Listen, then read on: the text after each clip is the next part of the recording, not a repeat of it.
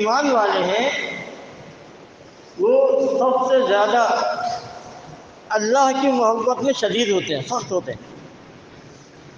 اللہ سے محبت کا تقاضا کیا ہے کہ کسی کو اللہ کا شریک بنا کے اللہ کی توہین نہ کرے۔ دیکھیں، بندہ جب کسی سے محبت کرتا ہے تو اس کی توہین نہیں کرتا، کبھی عزت کرتا ہے، احترام کرتا ہے، توہین نہیں کرتا۔ لیکن مشرک جو ہے اللہ کے شریک بنا کر اللہ کی توہین کرتا ہے، تو اس کے دل میں پھر اللہ کی محبت کہاں ہوئی؟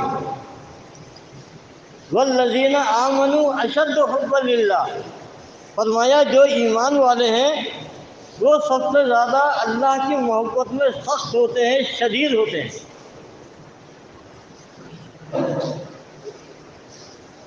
وہ جیسی محبت اللہ سے کرنی چاہیے ویسی محبت کرتے ہیں، کسی اور سے نہیں کرتے۔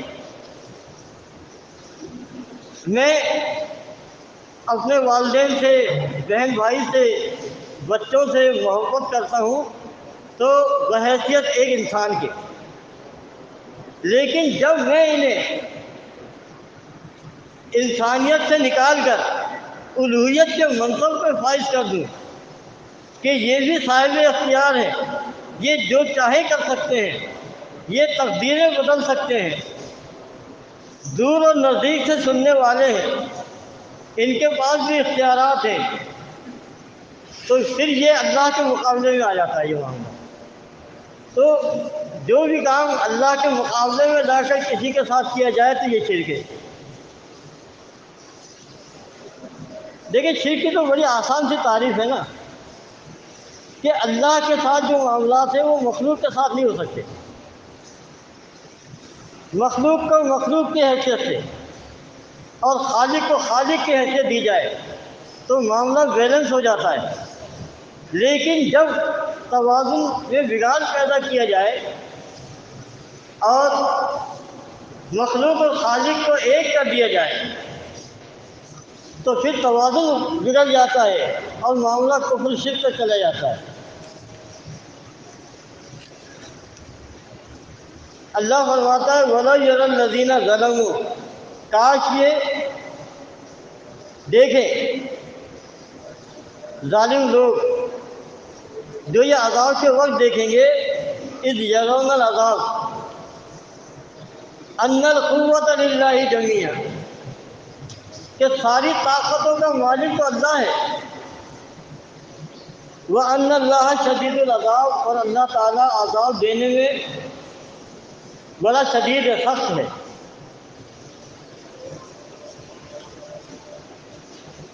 فرمایا اِذْ الَّذِينَ اتَّبَعُوا مِنَ الَّذِينَ اتَّبَعُوا، وہ دن بھی آئے گا جب حقیقت کھل کے سامنے آ جائے گی کہ دیکھو ہم علی کو پکارتے تھے مدد کے لیے، پیر جیلانی کو پکارتے تھے، فلاں حضرت کو پکارتے تھے، یہ بھی ہوں گے حشر کے میدان میں اور پکارنے والے بھی ہوں گے۔ تو اس دن کیا ہوگا؟ اِذْ تَبَرَّأَ الَّذِينَ اتَّبَعُوا مِنَ الَّذِينَ اتَّبَعُوا، تو اس وقت ان کے پیروکار، ان کے مرید، ان کے عقیدت مند تبرہ بھیجیں گے، برات کا اعلان کریں گے، بیزاری کا اعلان کریں گے، کن سے؟ الَّذِينَ اتَّبَعُوا،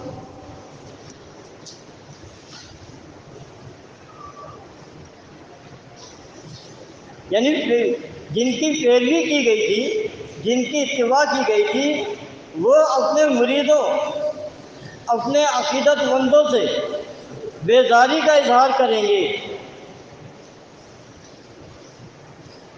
دیکھیں دنیا میں کیا ہوا تھا کہ بڑا حوصلہ دیتے تھے۔ شیخ جیلانی کہتے تھے کہ میرا مرید، میں اگر مغرب میں ہوں، میرا مرید مشرق میں ہے، اگر اس پر کوئی مصیبت آتی ہے تو میں مغرب سے مشرق میں پہنچ کے اس کی مدد کروں گا، اس کی دستگیری کروں گا۔ پیر جیلانی دعویٰ کرتے تھے کہ میں گرتوں کو تھامنے والا ہوں، میرا ایک ایک مرید جب تک جنت میں نہ چلا جائے میں جنت میں داخل نہیں ہوگا۔ بڑے بڑے دعوے کیے تھے نا۔ وہاں کیا ہوگا؟ یہی پیر جیلانی، یہی علی حجویری، یہی علی رضی اللہ عنہ جنہیں اللہ کا شریک بنایا گیا، پکارا گیا، وہ تبرہ بھیجیں گے من الذین تبعوا، جو ان کی پیروی کرنے والے تھے، وراء العذاب، دونوں آمنے سامنے کھڑے ہوں گے، اللہ کا عذاب دیکھ لیں گے، وتقطعت بہم الاسباب، اور ان کے سارے اسباب تعلقات ختم ہو جائیں گے۔ وقال الذین تبعوا، پیروی کرنے والے کہیں گے تم تو وہ تھے کہ تم نے ہمیں بڑے بڑے دلاسے دیے، بڑی امیدیں دلائی، تم تو یہ کہتے تھے کہ جب تک ہمارے مرید سارے جنت میں نہیں جائیں گے ہم جنت میں نہیں جائیں گے۔ یزید کہتا ہے کہ اللہ تعالیٰ فرشتوں سے کہے گا کہ اسے نور کی زنجیر میں جکڑ کے جنت میں لے جاؤ۔ یزید کہتا ہے میں انکار کر دوں گا، میں نہیں جاتا جنت میں جنت میں نہیں جاتا۔ یزید یہ دعویٰ کرتا ہے کہ یہ جنت اور جہنم کیا شے ہے میرے آگے، قیامت کے دن میں ایسی سرد ٹھنڈی آہ بھروں گا، کھینچوں گا کہ جہنم کی گرمی زائل ہو جائے گی، جہنم سرد ہو جائے گی۔ یہ دعوے موجود ہیں، سبحانی ما اعظم شانی، دعوے موجود ہیں، میں پاک ہوں، میری شان بہت بلند اور اعلیٰ ہے، دعوے موجود ہیں ان کے۔ ملکی اعظم من ملک اللہ، اللہ کی کیا حیثیت ہے ان ملنگوں کے آگے، ان صوفیوں کے آگے؟ ملکی اعظم من ملک اللہ، صوفیہ دعویٰ کرتے ہیں کہ میری بادشاہت، میری حاکمیت، میری ملکیت من ملک اللہ، اعظم من ملک اللہ، اللہ کی حاکمیت سے، اللہ کی حکومت سے، اللہ کی بادشاہت سے بڑی ہے۔ دیکھیں یہی دعویٰ کرتے تھے نا۔ ایک دفعہ وہ ہمارے دوست ہیں، ہمارے ساتھی بھی بن گئے ہیں، وہ پیر جیلانی کے بڑے چاہنے والے ہوا کرتے تھے، تو ہم نے ان کو دعوت دی کہ بھائی سب کچھ اللہ کے ہاتھ میں، تمہارے پیر فقیر کچھ نہیں کر سکتے۔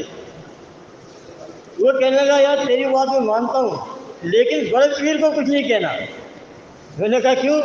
وہ بھائی تجھے نہیں پتا، یہ رات میں آ کے نا مجھے الٹ دیں گے، یہ ایسے جلالی ہیں کہ میری جان نکال دیں گے، یہ مجھے مار ڈالیں گے یہ۔ اور پیر جیلانی کا نام تو وضو کر کے لینا چاہیے۔ یہ دیکھیں عوام الناس میں یہ مشہور، یہ بات بڑی مشہور ہے لوگوں کے اندر، لوگوں میں یہ بات بڑی مشہور ہے۔ ہم اسی لیے تو کہتے ہیں کہ دیکھو یہ کلمہ گو ہے، ان کا حال دیکھیں کہ یہ پیر جیلانی کے متعلق عقیدہ رکھتے ہیں کہ اگر کوئی اس کا نام بغیر وضو کے لے لے تو اس کا دم نکل جائے، ایسے جلالی بابا ہیں۔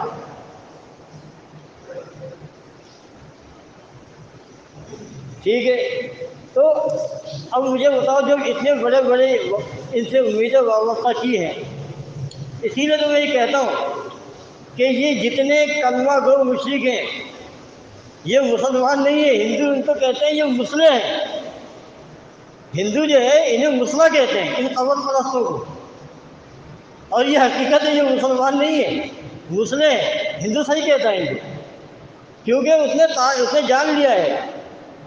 موتی لال نہرو کہتا ہے کہ ایک زمانہ تھا، میں یہ سمجھتا تھا کہ ہندو اور مسلمان دو الگ الگ قومیں ہیں،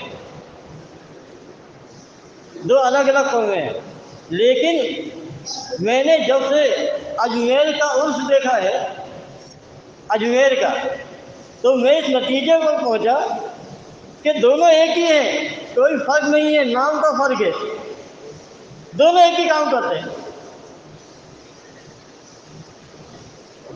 وہی ہندوؤں کا جو ہے بت ہے کھڑا ہوا شنکر بھگوان ہے، اور ان کا جو ہے قبر میں لیٹا ہوا خدا ہے۔ جو صفات ہندو شنکر بھگوان میں مانتے ہیں، وہی صفات یہ کلمہ پڑھنے والے مسلم عبد القادر جیلانی کی لاش میں مانتے ہیں، علی حجویری کی لاش میں مانتے ہیں، معین الدین چشتی اجمیری کی لاش میں مانتے ہیں کہ اس کی لاش جو ہے نا یہی خدا ہے، ساری خدائی اس لاش کے اندر آ گئی ہے۔ ابھی اندازہ لگاؤ، یہ تو ہندوؤں سے بھی گندے ہیں، اور جانتے بھی ہیں کہ اگر قبر کھودی گئی تو اس میں بدبو کے سوا کچھ نہیں ہوگا۔ تو اب یہ اتنے گندے ہیں کہ ان کے خدا ایسے ہیں کہ اندر قبر کے اندر بدبو آ رہے ہیں، اور باہر سے یہ ہلکے گلاب چھڑک رہے ہوتے ہیں، اگر بتی جلا رہے ہوتے خوشبو کے لیے۔ تو یہ تو ہندوؤں سے بھی زیادہ گئے گزرے ہیں، اتنے گندے عقیدے کے تو ہندو بھی نہیں ہے۔ بھائی آپ نے دیکھا ہوگا کہ ہندوؤں کا جو بدھ ہے وہ اس کی بڑی صفائی رکھتے ہیں، چمکتا ہوا نظر آتا ہے نا۔ ان کا مردہ تو اندر بدبو مار رہا ہے، خون اور پیپ میں بھرا ہوا ہے، خون اور پیپ میں بھرا ہوا ہے۔ یہ کہتے ہیں کہ یہی قبر جو ہے جنت یا جہنم ہے۔ بھائی اگر جنت ہے یہی قبر، تو ابو بکر کے لیے تو جنت ہوگی نا بھائی، ابو بکر رضی اللہ عنہ کے لیے تو جنت ہوگی۔ مگر ابو بکر کہتے ہیں اپنی بیٹی سے کہ میری عمر بھی 63 کی ہو گئی ہے، اب میں بھی اس دنیا سے رخصت ہو جاؤں گا۔ تو وہ کہتے ہیں اپنی بیٹی سے کہ مجھے کفن میں پرانے کپڑوں سے کفن دینا۔ ام المومنین کہتی ہیں اللہ کے رسول یہ ابا جان نئے کپڑے کیوں نہیں؟ وہ کہتے ہیں کہ بیٹی نئے کپڑے تو زندوں کے لیے ہوتے ہیں، اور قبر میں تو یہ خون اور پیپ سے بھر جاتے ہیں، قبر میں خون اور پیپ سے بھر جاتے ہیں۔ یہ ابو بکر کا عقیدہ ہے۔ اب مجھے بتائیے، اگر یہ قبر جنت ہے تو جنت میں خون اور پیپ کا کیا کام؟ خون اور پیپ جنت میں نہیں۔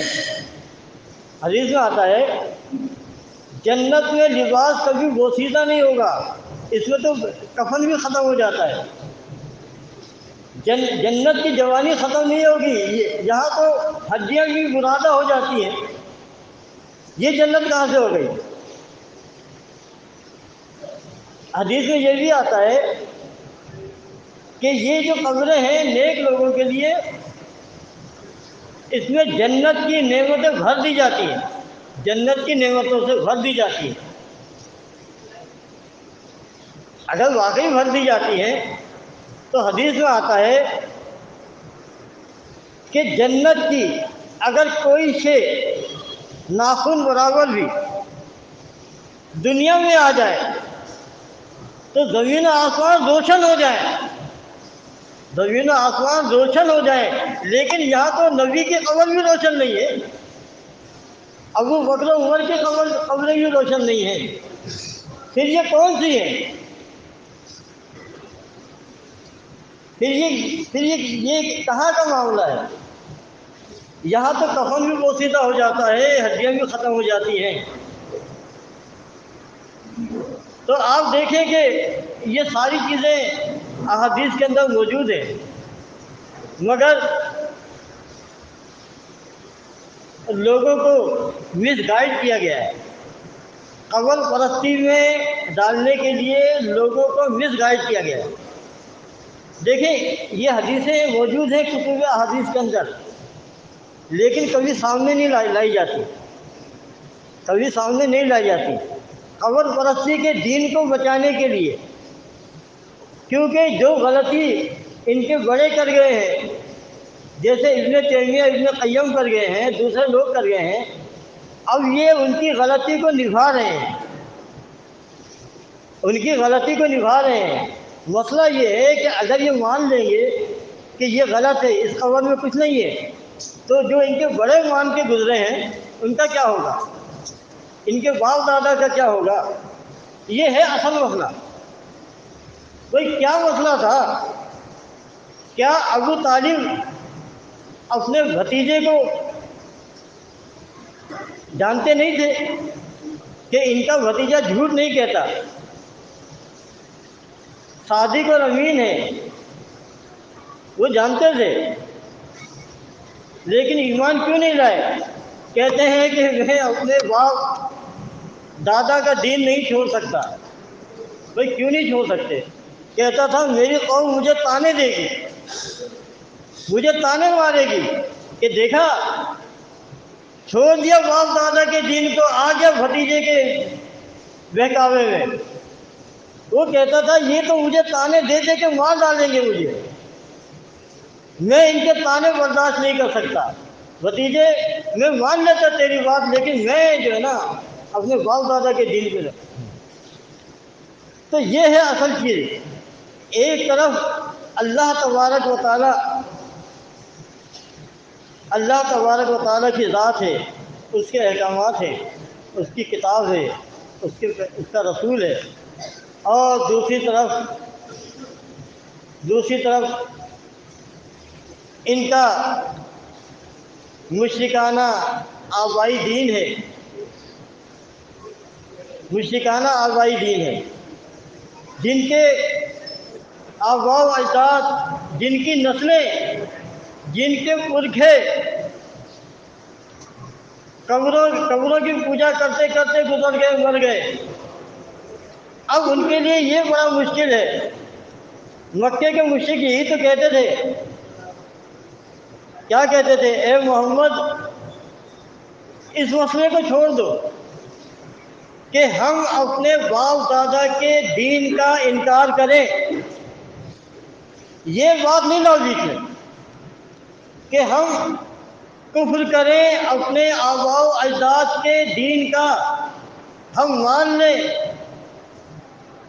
ہم اس بات کو مان لیں کہ عبد المطلب جو تھے وہ گمراہی پر تھے۔ دیکھیں دین کیا کہہ رہا ہے، دیکھیں نبی علیہ السلام کے والد پوچھا گیا، ایک شخص نے پوچھا کہ میرا باپ مر گیا، اللہ کے نبی آئین ابھی، میرا باپ کہاں ہے؟ نبی نے کہا فی النار۔ وہ جانے لگا، اس کو بلوایا، کہا انا ابی و ابا کا فی النار۔ دیکھیں اللہ کا رسول جو ہے اپنے باپ کو کہہ رہا ہے انا ابی فی النار، میرا باپ بھی آگ میں۔ دیکھیں یہ کوئی آسان کام تو نہیں ہے۔ تو یہ جو ابو جہل، ابو لہب، عتبہ ابن ربیعہ، ابن شیبہ اور یہ جو بڑے بڑے سردار تھے، یہ ایمان کیوں نہیں لا رہے تھے؟ مسئلہ یہ نہیں تھا کہ یہ اللہ کو نہیں مانتے تھے یا توحید کے قائل نہیں تھے، توحید بھی مانتے تھے، اللہ کو بھی مانتے تھے۔ وہ کہتے تھے ہم آپ کو پورا دین قبول کر لیں گے، یہ شرط ہٹا دو کہ ہم اپنے آبائی دین کا انکار کریں۔ ہم کیسے مان لیں کہ یہ ہمارا پورا ایک نسل چلا آ رہا ہے، ہم ہزاروں سال سے ہمارا سلسلہ چلا آ رہا ہے، ہم کیسے مان لیں کہ یہ ہمارے سارے خاندان والے، سارے جدی پشتی، یہ سارے گمراہ تھے، یہ سارے جہنم میں گئے، برباد ہو گئے؟ حدیث میں آتا ہے کہ مکے کے مشرکین حج کے موقع پر اپنے باپ دادا کو یاد کرتے تھے، باپ دادا کو یاد کرتے تھے، ان کے کارنامے بیان کرتے تھے۔ تو اللہ کے نبی نے کہا کہ تم اللہ کو یاد کیا کرو، اللہ کی بڑائیاں بیان کیا کرو، تم اپنے باپ دادا کے کارنامے بیان کرتے ہو، یہ تو جہنم کی آگ میں جل کر کوئلہ ہو چکے ہیں۔ کیا کہہ رہے ہیں؟ تمہارے آباء و اجداد جہنم کی آگ میں جل کر کوئلہ ہو چکے ہیں، تم ان کی بڑائیاں بیان کر رہے ہو۔ اب ان کے جو ہے نا آگ لگ جاتی تھی کہ یار یہ ہماری 7 پیڑھیوں کو، نسلوں کو یہ کہنے کہ یہ جہنم میں گئے۔ وہ کہتے تھے یہ بات نہیں کرو، ہم جو ہے آپ کی بات مان لیں گے۔ تو اصل میں اسلام کے اندر یہ مسئلہ یہی ہے کہ پہلے انکار ہے پھر اقرار ہے، اور یہی چیز لوگوں کو ناگوار گزرتی ہے۔ اصل مسئلہ یہی ہے۔ ایک اہل حدیث سے میری بات ہو رہی تھی، بڑی بحث چلتی رہی، آخر میں کہتا ہے آپ کی بات سے میں اتفاق کرتا ہوں، بس آپ ہمارے بڑوں کو کافر نہ کہا کریں۔ یہاں پر آ کے اٹک گیا وہ، کہنا کافر کہنا چھوڑ دو، میں آپ کو ساتھ ہوں۔ میں نے کہا یہ نہیں ہو سکتا، کافر کو کافر ہی کہا جائے گا۔ تو اصل مسئلہ یہی ہے۔ دیکھیں آج اگر آپ یہ مان لیں کہ بریلوی دیوبندی اہل حدیثوں کے اکابرین یہ حق پر تھے، صحیح تھے، یہ آپ کے ساتھ آ جائیں گے۔ تو بھائی مردے کو مردہ ماننا کوئی مسئلہ تھوڑی ہے، یا اللہ کو ایک ماننا کوئی مسئلہ ہے؟ کوئی مسئلہ نہیں ہے، تو کرنا کچھ نہیں ہے۔ بھائی آپ کو کوئی ہاتھی گھوڑے تھوڑی چلانے ہیں، آپ کو دل میں یقین کرنا ہے کہ اللہ کے سوا کوئی الہ نہیں، ٹھیک ہے؟ اب میں اپنی زندگی اللہ کے حکم کے مطابق گزاروں گا، یہ اسلام ہے۔ اس میں کوئی ہاتھی گھوڑے نہیں جو جوتنے پڑ رہے ہیں آپ کو۔ دل کے یقین کا نام ہی تو اسلام ہے، ایمان ہے۔ مسئلہ کیا ہے؟ مسئلہ یہ ہے کہ وہ یہ کہتے ہیں ہمارے بڑوں کو کچھ نہ کہو، نہ ہم تمہیں چھیڑے نہ تم ہمیں چھیڑو۔ یہ چلے ٹائم ہو گیا، پھر انشاءاللہ آئندہ صحیح۔ اقول قولی استغفر اللہ لی ولکم ولسائر المؤمنین۔